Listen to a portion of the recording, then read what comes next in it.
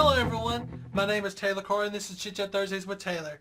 Today I'll be talking to Annie Imparato, Executive Director of AUCD.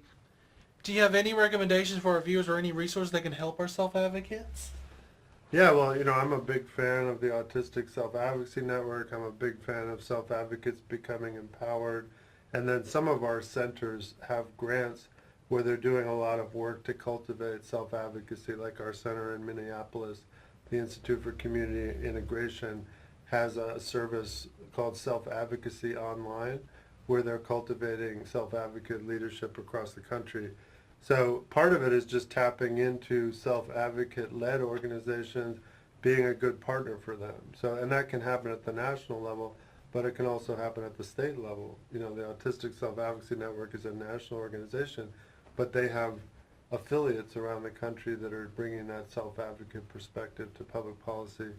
So I think I've seen you in action today, and I think you do this naturally, but it's listening to people with the lived experience, helping them understand that they have an important voice and that we need to hear their voice. And as we're trying to establish priorities as a network of university centers, they should be the first people we're listening to in terms of what are the priorities, whether it's education, recreation, housing, transportation, employment, you name it. They have a lot to say about what they want to see in the world, what's working for them and what's not working for them. And if we can take their message and make that our priority as a network, then we're going to have more of an impact. So what we talked about, those are all crucial because we have housing and IDS, activities like Try to AmeriCorps and Step Up like National Service. And I think you're right about that because we want to listen to the community and what they need for service. And once we get the network to understand that, we make it easier for everyone.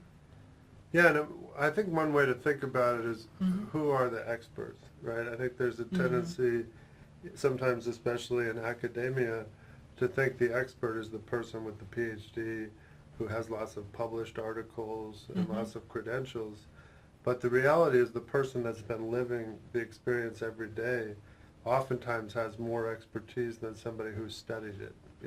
It's one thing to know what it's like because you're living it. It's another thing to study it. And I think our network, because we have one foot in academia and one foot in the community, I think we have an opportunity to establish self-advocates as experts that need to be listened to, and we do what we can to lift up their voice and help others recognize their credentials just based on their lived experience.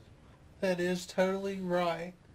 Like you said, like for me, I have autism and I have more experience knowing about this disability when somebody tries to study the autism spectrum. Right. So I can give them an insight and make them show they can make an awesome article about it. Absolutely. Our time with Annie Imparato was so good, we're having to split it up into segments. Please watch the rest of the interview next week on Chit Chat Thursdays with Taylor. Please like us on Facebook, subscribe to my YouTube channel at Chit Chat with Taylor, and check us out on the web at www.usm.edu/IDS.